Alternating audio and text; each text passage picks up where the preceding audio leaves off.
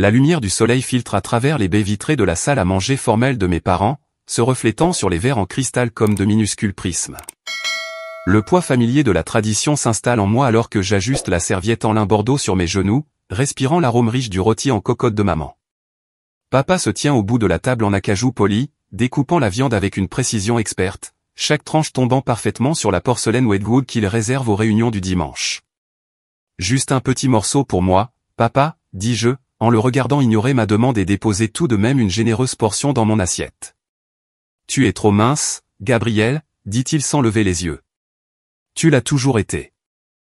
Je suis sur le point de lui rappeler qu'à 38 ans, je suis parfaitement capable de déterminer la taille de mes propres portions lorsque la porte d'entrée s'ouvre brusquement. Le tableau paisible se brise alors que ma sœur, Vanessa, entre en trombe avec son mari, Marc, et leurs 3 enfants. Instantanément, la salle à manger se remplit de bruit, des sacs à dos qui tombent, des enfants qui se disputent les places, les pas lourds de Marc. Désolé d'être en retard, annonce Vanessa sans la moindre trace de remords. Ses yeux brillent d'une excitation inhabituelle qui me met immédiatement sur mes gardes. Le trafic était horrible près du centre commercial. Tu es allé faire du shopping avant le dîner du dimanche, je demande, mais ma question se noie sous l'accueil enthousiaste de maman pour ses petits-enfants. Papa croise le regard de Vanessa et hoche légèrement la tête, un échange silencieux qui me serre la poitrine. Je reconnais ce regard, le coup d'œil complice qu'il partage depuis que nous sommes enfants, généralement juste avant que je ne découvre que j'étais la seule à ne pas être incluse dans un plan familial. Bon, nous sommes tous là maintenant, dit maman en tapotant la table. Charles, finis de servir pour que nous puissions manger pendant que c'est chaud. Nous nous installons dans le rythme familier des plats qui circulent et des conversations légères. Maman me pose des questions sur mon dernier projet d'architecture. Papa interroge Marc sur le marché boursier. Les enfants se plaignent par intermittence des légumes dans leurs assiettes. Alors, dit soudainement Vanessa, sa voix s'élevant au-dessus du brouhaha de la salle à manger, nous emménageons dans ta maison du lac la semaine prochaine. Nous avons quelques problèmes de fondation chez nous. Ma fourchette se fige à mi-chemin de ma bouche. Quoi? Elle est vide de toute façon, Gabriel, dit papa, son ton désinvolte mais ses yeux attentifs. Je prends la chambre bleue, annonce le fils aîné de Vanessa en se balançant sur sa chaise. C'est pas juste. Maman a dit que je pouvais la voir, proteste sa sœur. Leur dispute s'estompe en bruit de fond alors que la prise de conscience m'envahit. Les enfants ont déjà choisi leur chambre. Ce n'était pas une annonce spontanée. C'était planifié, discuté et décidé avant même que je ne m'assoie à cette table. Ta maison du lac a beaucoup de place, ajoute maman, comme si cela réglait tout. Et ils n'y resteront pas éternellement. 6 ans. J'ai passé 6 ans à restaurer cette propriété au bord du lac. 420 000 $ pour l'acheter, plus 95 000 $ en réparations essentielles. J'ai géré seul les dégâts des inondations il y a 3 ans pendant qu'ils étaient tous en croisière dans les Caraïbes, j'ai passé des semaines à sauver les parquets en bois franc et à remplacer les cloisons sèches. Cette maison est plus qu'une propriété pour moi. C'est l'endroit où je me suis reconstruite après mon divorce, où j'ai appris à m'endormir sans vérifier les serrures 3 fois, où j'ai enfin recommencé à respirer. La famille doit aider la famille, dit Vanessa, sa voix prenant la cadence étudiée d'un discours qu'elle a répété. Nous ferions la même chose pour toi. Ce ne serait que pour 7 mois, jusqu'à ce que les travaux de fondation soient terminés, ajoute papa. Marc étudie son assiette, un silence inconfortable en disant long sur son implication dans ce plan. Je pose ma serviette à côté de mon assiette, un geste silencieux qui attire l'attention de tous. Quelque chose change en moi, une clarté qui semble à la fois surprenante et attendue depuis longtemps. Gabriel, tu es toujours si pointilleuse avec tes affaires, dit maman, rejetant mon objection inexprimée d'un geste de la main. C'est ce que font les familles, Gabriel, ajoute papa, son ton glissant vers celui, condescendant, qu'il réserve lorsqu'il estime que quelqu'un est déraisonnable. Nous nous entraidons. Les lèvres de Vanessa se retroussent en un sourire suffisant qui s'agrandit alors qu'elle me regarde, sentant une autre victoire dans notre schéma de toute une vie. Elle a toujours pris. J'ai toujours donné. Nos parents ont toujours facilité les choses. Pas cette fois. J'attrape mon sac à main accroché à la chaise à côté de moi, j'en extrais un dossier en manille impeccable et le pose sur la table. Les entrepreneurs commencent lundi prochain, dis-je en ouvrant le dossier pour révéler des contrats de rénovation et des permis de construire de la ville, chaque page portant ma signature et des dates d'il y a 3 mois. C'est une rénovation complète de 9 mois. Tout va être mis à nu jusqu'à la charpente. Le silence s'abat sur la table, épais et soudain. Le couteau de papa plane au-dessus du rôti. Le verre d'eau de maman reste suspendu à mi-chemin de ses lèvres. Le sourire de Vanessa s'effondre. Je prends une gorgée d'eau lente et délibérée, surprise par le calme de ma main alors que je lève le verre. Le cristal capte la lumière, projetant de minuscules arcs-en-ciel sur la nappe de beaux prismes aux arêtes vives que personne d'autre ne semble remarquer. Le silence étouffe la salle à manger alors que je vois la prise de conscience poindre sur les visages de ma famille. Le dossier en manille avec les contrats de rénovation est posé entre nous comme une arme chargée. Le couteau de papa reste suspendu au-dessus du rôti. Le verre d'eau de maman, figé à mi-chemin de ses lèvres. Pour une fois, le sourire étudié de Vanessa s'est brisé. « Tu ne peux pas être sérieuse », dit finalement Vanessa, sa voix montant d'une octave. « Nous avons déjà donné notre préavis pour notre appartement. Où sommes-nous censés aller ?» Je prends une autre gorgée d'eau, profitant de l'instant pour cataloguer la longue histoire du sentiment de droit de Vanessa qui défile dans mon esprit. La fois où elle a emprunté ma voiture pour un week-end qui s'est prolongé de 2 mois. Quand elle l'a rendu, le pare-brise fissuré était là apparemment déjà comme ça. Le petit prêt de $3 000 qui a inexplicablement grimpé à $18 000, toujours impayé 6 ans plus tard. Le double des clés de mon appartement que j'ai découvert qu'elle avait fait faire sans permission quand je l'ai trouvé un jour utilisant ma douche.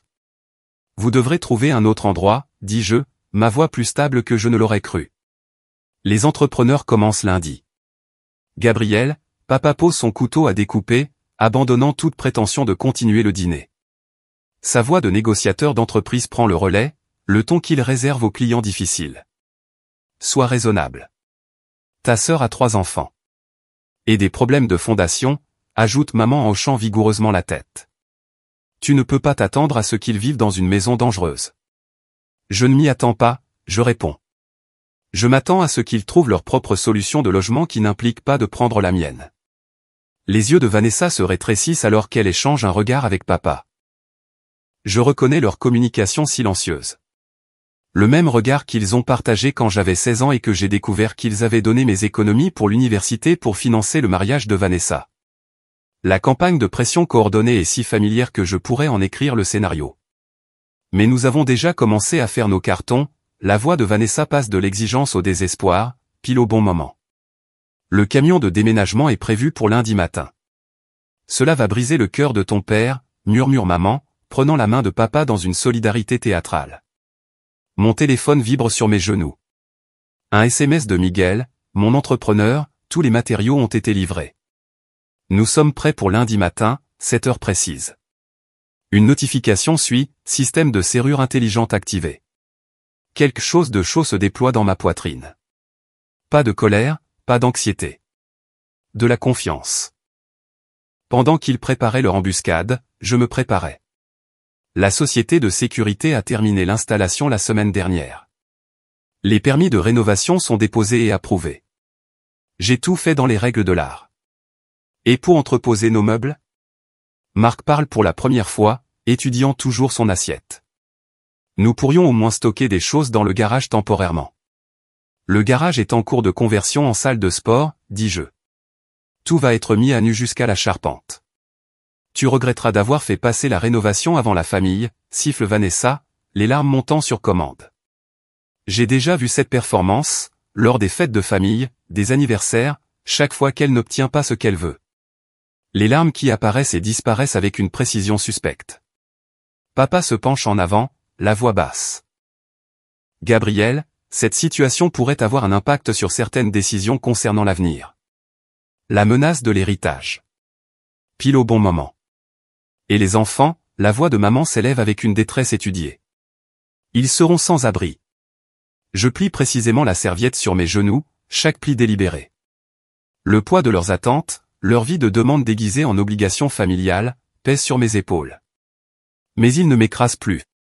Un manque de planification de votre part ne constitue pas une urgence de la mienne, dis-je en regardant papa droit dans les yeux. La reconnaissance éclate sur son visage. Ses propres mots, le mantra commercial qu'il a répété pendant des décennies à des clients qui n'avaient pas réussi à se préparer correctement, retournaient contre lui. Je me lève, ramassant mon sac et le dossier en manille. J'ai respecté mes obligations contractuelles. Vous devriez respecter mes limites. Assieds-toi, Gabriel, la voix de papa se durcit. Nous n'avons pas fini de discuter de ça. Moi, si. Le fils aîné de Vanessa lève les yeux de son assiette, déconcerté par la tension. Mais j'ai déjà parlé à mes amis de ma nouvelle chambre dans la maison du lac. Ce n'est pas ta chambre, dis-je doucement. Et ce n'est pas ta maison du lac. Je me dirige vers la porte, mes pas résonnant sur le parquet. La famille se précipite derrière moi, un chœur de protestation et de demande. Je ne me retourne pas. La porte d'entrée se referme derrière moi avec un léger clic qui semble plus décisif qu'un claquement. Dehors, l'air d'automne emplit mes poumons. Je marche vers ma voiture, ignorant le rideau de la salle à manger qui bouge alors que maman me regarde partir. Mon téléphone s'allume avec le numéro de papa avant même que je n'ai quitté l'allée. 12 appels manqués au moment où j'atteins l'autoroute. Ce n'est que lorsque je suis seul sur l'autoroute, avec 30 km entre nous, que mes mains commencent à trembler sur le volant. La chute d'adrénaline frappe fort, doigts tremblants, respiration superficielle. Mais sous la réaction physique, ma résolution reste ferme. Je m'arrête sur une aire de repos et compose le numéro de Miguel. Assurez-vous que le système de sécurité soit pleinement opérationnel d'ici demain matin, lui dis-je quand il répond. Et pourriez-vous déplacer les bennes à ordures directement devant les portes du garage ? Je suis préoccupé par un accès non autorisé. C'était déjà prévu, répond-il, et je peux entendre le sourire dans sa voix. Après ce qui s'est passé avec les réparations des dégâts des inondations, je me suis dit que votre famille pourrait tenter quelque chose. Je serre le téléphone plus fort. Il se souvient. Quelqu'un se souvient comment j'ai géré seul les réparations d'urgence il y a 3 ans, quand la famille était trop occupée en croisière dans les Caraïbes pour aider. Les serrures sont changées, continue Miguel. Et nous avons des caméras à tous les points d'entrée. Le tremblement de mes mains s'apaise. Je ne suis pas seul dans cette épreuve. Merci, dis-je. Je vous verrai lundi matin. Alors que je termine l'appel, un SMS de Vanessa apparaît. Papa est furieux. Règle ça maintenant. Je mets mon téléphone en mode silencieux et le pose sur le siège passager. Le ciel du soir s'assombrit en indigo au-dessus de l'autoroute alors que je reprends la route, en direction de chez moi. Pas de la maison du lac. Cela devient autre chose maintenant. Quelque chose d'entièrement à moi. Mais à l'appartement où j'ai appris à dormir toute la nuit sans vérifier les serrures 3 fois. Demain, ils passeront à la vitesse supérieure. Je le sais avec une certitude absolue. Mais pour la première fois de notre histoire commune, je suis préparé. Le lundi matin de la semaine suivante arrive avec le grondement d'un moteur qui n'est pas à sa place. Je m'arrête à la fenêtre de ma cuisine, ma tasse de café suspendue à mi-bouche, en regardant un camion de déménagement gravir péniblement l'étroit chemin de gravier de ma propriété au bord du lac. Le logo Bordeaux sur son flanc correspond à la couleur du rouge à lèvres de Vanessa lors de ce terrible dîner du dimanche. Mon téléphone vibre contre le comptoir. 5e appel de papa depuis l'aube. Je le mets en sourdine sans regarder, rassemblant le dossier des permis que j'avais montré à la famille ce dimanche-là. Son poids dans mes mains semble différent maintenant. Substantiel. Comme une armure plutôt que du papier. Au moment où j'arrive à la maison du lac, Ray et son équipe de construction ont déjà établi un périmètre de cône de sécurité orange.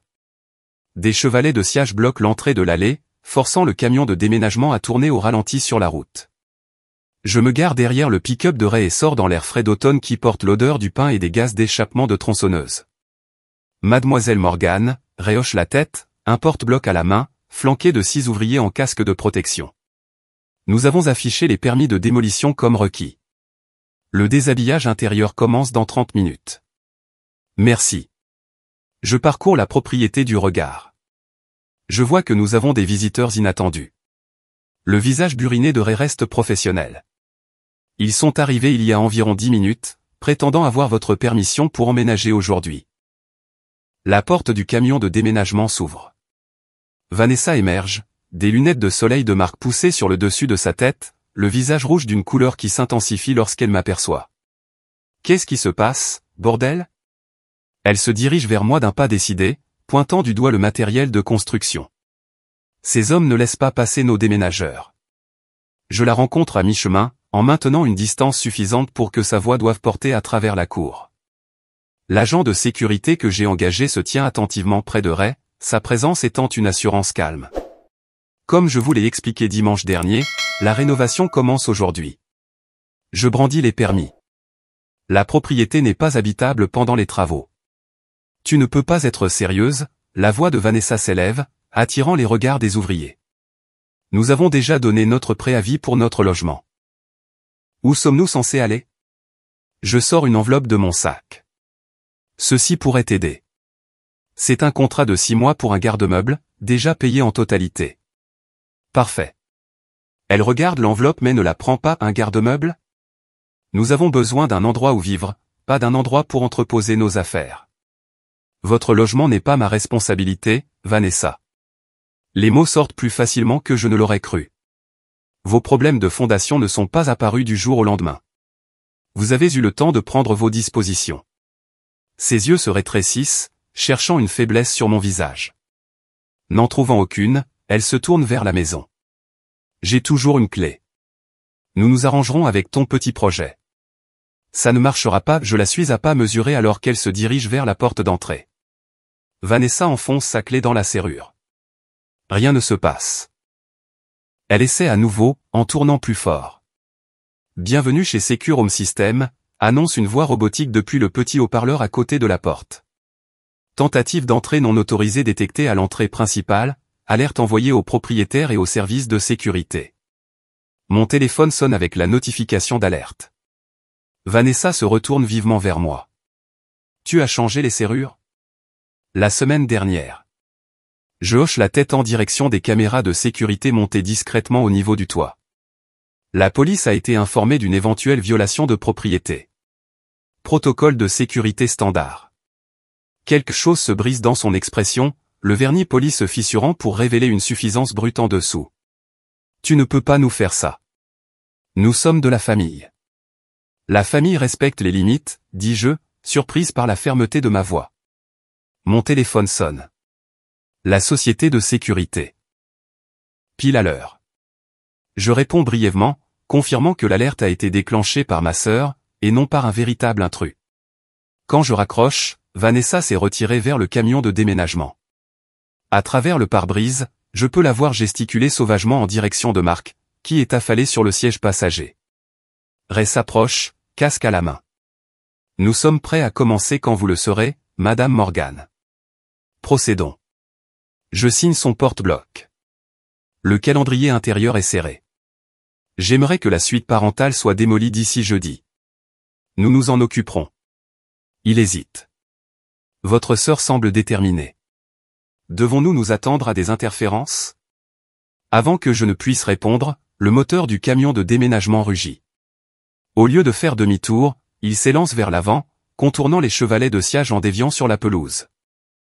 Il s'arrête à 6 mètres de nous, les pneus écrasant les herbes ornementales que j'avais plantées au printemps dernier. Les déménageurs sautent du camion, abaissent la rampe et commencent à décharger les meubles. Vanessa sort de la cabine du camion, un sourire triomphant fixé sur son visage. Puisque tu ne veux pas être raisonnable, crie-t-elle, nous devrons simplement entreposer les choses ici temporairement. La cour fera l'affaire jusqu'à ce que tu reviennes à la raison. Le premier meuble, une commode en acajou ornée qui appartenait autrefois à notre grand-mère, atterrit lourdement sur ma pelouse. Marc suit les déménageurs, l'air misérable mais obéissant. Je ne bouge pas. Au lieu de cela, j'attrape mon téléphone et compose un numéro enregistré la veille. Maison de vente aux enchères Lakeside? Oui, c'est Gabriel Morgan. Je maintiens le contact visuel avec Vanessa pendant que je parle. Oui, veuillez procéder à l'enlèvement comme convenu. Donnez tous les bénéfices au programme pour les jeunes en foyer d'accueil. Vanessa se fige, la confusion remplaçant le triomphe. Ils seront là d'ici 1 heure, je confirme, en terminant l'appel. Quelle maison de vente aux enchères, demande Vanessa. Celle que j'ai contactée hier, après le dîner. Je fais un geste vers les meubles qui s'accumulent sur ma pelouse. J'avais anticipé cette manœuvre. Ray s'éclaircit la gorge. Mademoiselle Morgan, nous devons commencer la démolition. Devons-nous nous arranger avec la situation des meubles? Pas besoin. Je lui tends les derniers formulaires d'autorisation. Tout ce qui se trouve sur la propriété et qui n'est pas sécurisé à l'intérieur des remises de stockage sera enlevé aujourd'hui. Le reste de la journée se déroule comme prévu.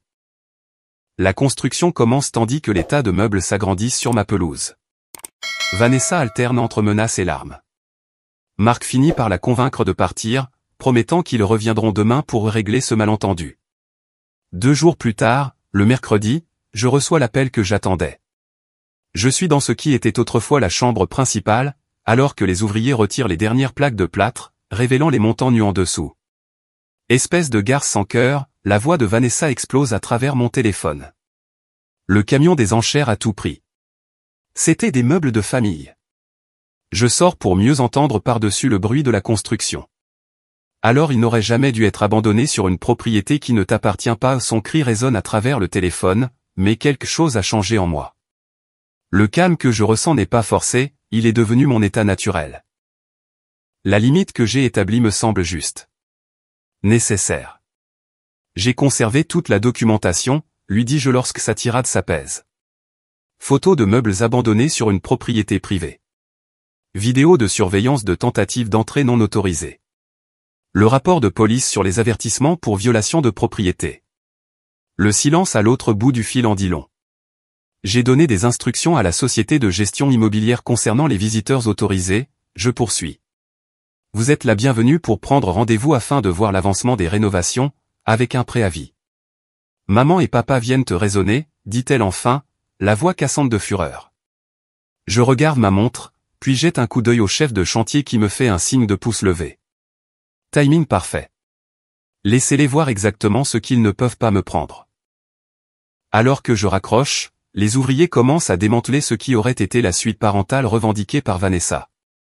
Le marteau de démolition s'écrase contre le mur restant, la lumière du soleil inondant soudainement l'espace à travers la charpente nouvellement exposée.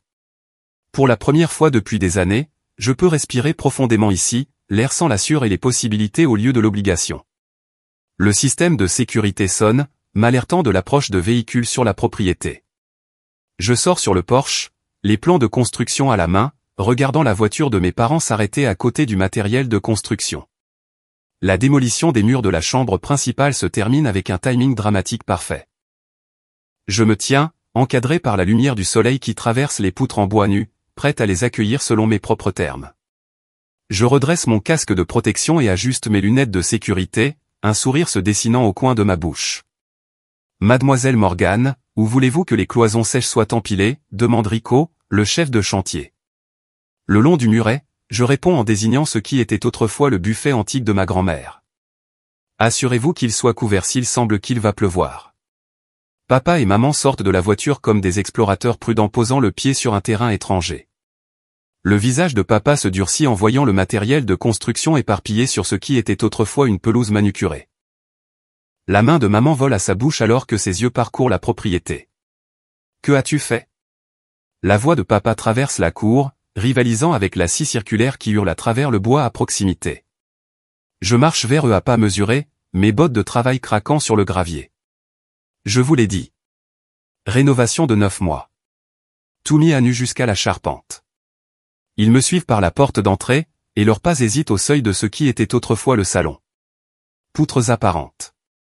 Cheminée éventrée. Le sous-plancher révélait là où brillait autrefois un parquet poli. C'est de la folie, murmure maman, sa voix à peine audible par-dessus la radio de l'entrepreneur qui joue du rock classique. Tu l'as détruite. Je suis en train de la reconstruire, je la corrige. Ma vision. Mon calendrier. Papa examine l'espace éventré, ses yeux d'homme d'affaires calculant. Gabriel, c'est excessif. Arrête ça maintenant, et nous pourrons encore prendre des dispositions pour la famille de Vanessa. Je ris, le son rebondissant sur les montants exposés. Ça n'arrivera pas, son visage s'assombrit d'une tempête familière. Tu n'as jamais compris l'obligation familiale. Je peux te déshériter complètement. La menace plane dans l'air. Il y a 6 mois, elle m'aurait blessé, m'aurait fait me démener pour l'apaiser. Maintenant, je hoche simplement la tête. Tu l'as déjà fait, dis-je calmement. Quand j'ai refusé de co-signer pour le projet immobilier raté de Marc l'année dernière. Maman halète. Le visage de papa perd ses couleurs. Vanessa l'a mentionné lors d'une de ses tentatives pour obtenir de l'argent pour le raconte, j'explique en ramassant un jeu de plans sur une table de fortune. Elle a dit que tu avais déjà réécrit le testament pour protéger les actifs familiaux. Ces mots, pas les miens. Les yeux de maman se remplissent de larmes, du genre manipulateur qui aurait autrefois fait vaciller ma résolution. Gabriel, s'il te plaît, pense aux enfants. J'y pense, je réponds en me tournant vers Rico. Comment avance le coin lecture pour enfants? Les étagères encastrées sont montées, répond-il en désignant le coin le plus éloigné. Ça devrait ressembler exactement à tes plans. Je regarde la confusion s'épanouir sur le visage de ma mère. Pour le programme des jeunes en foyer d'accueil, j'explique, le même qui a reçu les 12 000 $ de la vente aux enchères des meubles. Les yeux de papa se rétrécissent. Vanessa a dit que tu avais vendu des biens de famille. Des meubles laissés sur une propriété qui n'était pas la sienne, je le corrige. La maison de vente aux enchères a tout documenté. Un processus très public. Maman s'agrippe au bras de papa. Charles, elle nous a fait passer pour des monstres. Les gens parlent. Je sors mon téléphone, j'ouvre les réseaux sociaux pour leur montrer les publications supprimées de Vanessa sur sa famille sans abri et la réaction ultérieure de la communauté louant mon don. L'humiliation publique ne fonctionne pas quand les gens connaissent la vérité, dis-je en remettant le téléphone dans ma poche. Papa redresse les épaules, passant en mode négociation. Discutons des options, alors. Peut-être pouvons-nous trouver un compromis. Je note le changement, des exigences à la discussion. Un progrès, aussi petit soit-il. La rénovation continue comme prévu, je réponds en désignant un ouvrier qui retire soigneusement de vieilles photos de famille d'un mur prévu pour la démolition demain. Mais je suis prête à aider Vanessa à trouver un logement alternatif dans son budget. Le ton de maman passe de la suffisance à un respect prudent. Ce serait apprécié. Mon téléphone vibre de notifications, la société de sécurité confirmant aucune autre tentative d'accès non autorisée depuis la semaine dernière. La maison de vente aux enchères envoyant le reçu de dons officiels pour les impôts. Mon entrepreneur partageant des photos de l'avancement de la transformation de la terrasse arrière. Alors que nous nous tenons au milieu du squelette de ma maison, je remarque que papa étudie les plans avec une admiration réticente. Il reconnaît une bonne planification quand il en voit une. Avez-vous déjà dû réinventer un espace pour le récupérer? Je leur demande à tous les deux. Parfois, il faut tout mettre à nu pour construire quelque chose d'authentique. Avant qu'il ne puisse répondre, mon téléphone sonne. Le nom de Marc apparaît à l'écran. Excusez-moi, dis-je en m'éloignant. Je dois prendre cet appel. J'entends la voix de Marc, plus basse que d'habitude. Gabriel, je voulais m'excuser pour mon rôle dans tout ça. J'aurais dû m'exprimer.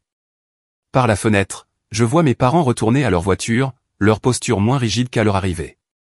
Parfois, les fondations les plus difficiles à couler sont celles qui soutiennent nos limites, lui dis-je. Mais ce sont les plus importantes. Derrière moi, les ouvriers continuent de transformer mon sanctuaire. Un clou, une poutre, une limite à la fois. La salle à manger formelle brille d'une lumière ambrée dans la soirée, projetant de longues ombres sur le tapis persan de mes parents. La mise de table a un air de déjà-vu, même serviette bordeaux, même verre en cristal captant la lumière en éclats prismatiques, même tension suspendue dans l'air comme un front orageux. 3 mois après le début de la rénovation de ma maison du lac, j'ai accepté cette invitation à dîner en sachant exactement ce qui m'attendait. Ta mère a fait son rôti en cocotte spéciale, dit papa en découpant la viande avec une précision experte. Sa voix porte la désinvolture forcée d'un homme sur le point de négocier une affaire difficile. Comme tu l'as toujours aimé. Ça sent merveilleusement bon, maman. Je lisse ma serviette sur mes genoux, remarquant les couverts supplémentaires. Attendons-nous de la compagnie? Maman et papa échangent un regard que je ne connais que trop bien, la communication silencieuse qui a précédé d'innombrables déceptions d'enfance. Nous avons pensé que ce serait bien d'avoir un dîner de famille. Maman dépose une généreuse portion dans mon assiette. Ça a été difficile avec tout le monde dispersé. La sonnette retentit. Les épaules de papa se détendent légèrement. Les renforts sont arrivés. Je vais ouvrir, dit maman en tapotant le bras de papa en passant. Dès qu'elle part, papa se penche en avant. Gabriel, j'ai parlé avec les Henderson. Tu te souviens de John, mon partenaire de golf? Il pense que ce que tu fais est plutôt dur. Je prends une lente gorgée d'eau. Je ne savais pas que les Henderson étaient partie prenante dans ma propriété. La communauté compte, Gabriel. Les gens parlent. Oui, certainement. Je pose mon verre avec précaution. Ils ont parlé quand j'ai géré seul les dégâts des inondations il y a 3 ans. Pas une seule offre d'aide, à l'époque. La réponse de papa est interrompue par des voix venant de l'entrée. Maman revient avec le pasteur Williams, le conseiller spirituel de longue date de notre famille et, ce n'est pas un hasard, quelqu'un dont j'ai toujours respecté l'opinion. Gabriel, c'est merveilleux de te voir. Le pasteur Williams prend place à côté de moi. Ta mère me dit que tu as été très occupé avec les rénovations. Des rénovations transformatrices, je confirme, reconnaissant le piège. Mes parents ont toujours excellé dans l'art de créer l'apparence de jurys impartiaux. Maman serre le pasteur Williams avant de reprendre sa place. Nous discutions justement de l'harmonie familiale, n'est-ce pas, Charles? Papa hoche la tête, découpant sa viande avec une précision chirurgicale. Et de la façon dont certaines décisions pourraient encore être ajustées pour le plus grand bien de tous. Sa tante manque aux enfants, ajoute maman, sa voix baissant jusqu'à ce registre particulier qu'elle réserve au levier émotionnel. La famille doit rester soudée, surtout dans les moments difficiles. Je remarque que mes doigts se sont resserrés sur ma fourchette. Le vieux schéma se déroule exactement comme prévu, le front uni, la défaillance morale implicite, la suggestion discrète que je suis le problème à résoudre. En parlant de famille, continue papa, les Foster ont dû aider la famille de leur fille l'année dernière, ils leur ont ouvert leur maison pendant 8 mois pendant le désastre de leur rénovation. Barbara dit que ça les a rapprochés. La pression monte par paliers prudents, chaque exemple, chaque comparaison implicite, le rappel subtil de ce que font les bonnes familles. J'attrape mon sac à main, je sors ma tablette. J'aimerais vous montrer quelque chose, dis-je, la voix stable alors que je déverrouille l'écran. Puisque nous discutons de rénovation. La première photo apparaît, ma maison du lac avec un échafaudage qui enlace son extérieur comme une cage de protection. Je fais défiler pour montrer l'intérieur, mis à nu jusqu'à la charpente, des ouvriers visibles en casque de protection et équipement de sécurité. C'était le premier jour, j'explique, en continuant de faire défiler le parcours chronologique de la rénovation. Et ça, c'était la semaine dernière. Le pasteur Williams se penche en avant, véritablement intéressé. Mon Dieu, quelle transformation! Les dernières photos révèlent des espaces méconnaissables par rapport à leur état antérieur. L'agencement de 4 chambres est devenu un 3 pièces moderne avec un bureau privé donnant sur l'eau. Des fenêtres allant du sol au plafond encadrent désormais la vue sur le lac. Des poutres en chaîne de récupération traversent les plafonds voûtés, assortis au parquet en bois franc sur mesure en dessous. C'est la suite parentale, j'explique en montrant la pièce qui figurait autrefois en bonne place dans les plans de Vanessa. Le balcon a été un défi structurel, mais il valait chaque centime pour cette vue sur le lever du soleil. La fourchette de maman s'arrête à mi-chemin de sa bouche. C'est complètement différent. C'était le but. Je fais défiler jusqu'à un autre dossier, ouvrant un document chronologique. Voici le calendrier du projet, créé il y a 5 mois. Et voici l'évaluation de la propriété, montrant l'augmentation de valeur projetée 40% au-dessus de l'évaluation précédente. L'expression de papa change subtilement, l'homme d'affaires en lui reconnaissant une solide stratégie d'investissement malgré lui. Il ne s'agissait jamais de refuser Vanessa, dis-je, ma voix mesurée alors que je pose la tablette sur la table. Il s'agissait d'honorer mes propres plans, des plans que j'ai faits bien avant sa crise de logement opportune. Venez, dis-je. J'ouvre un autre dossier. J'ai aussi quelques photos plus anciennes dont vous vous souvenez peut-être. Ou peut-être pas, puisque vous étiez tous en croisière dans les Caraïbes à l'époque.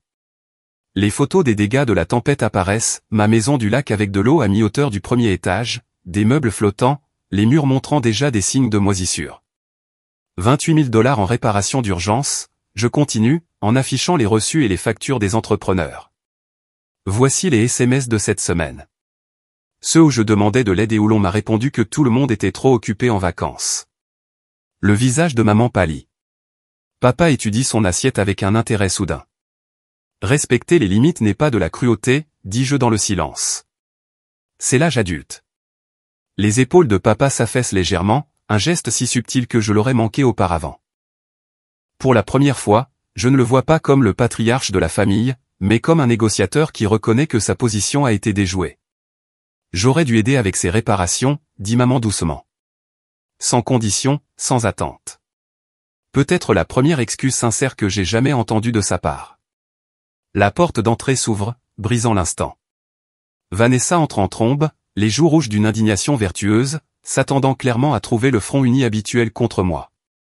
Son pas hésite lorsqu'elle observe le tableau, le silence réfléchi de nos parents, l'expression pensive du pasteur Williams, ma tablette affichant des preuves plutôt que des émotions. Que se passe-t-il, demande-t-elle, la confusion remplaçant la confiance. Maman a dit que nous discutions de la situation de la maison du lac.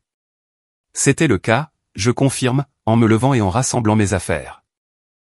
J'ai partagé l'avancement de mes rénovations. Quand ce sera terminé dans 6 mois, vous serez tous les bienvenus en tant qu'invités, avec un préavis. Je tends une carte d'invitation formelle de mon sac à main. La pendaison de crémaillère est prévue pour le 12 mars. J'espère que vous serez tous présents. La question reste en suspens alors que je me dirige vers la porte, qui viendra, et à quelles conditions? Je m'éloigne avec un calme surprenant, regardant la maison de mes parents s'éloigner dans le rétroviseur. Devant, le crépuscule s'installe sur le lac, et j'imagine ma propriété brillant des lumières de la construction, la transformation se poursuivant, que quelqu'un soit témoin de son achèvement ou non.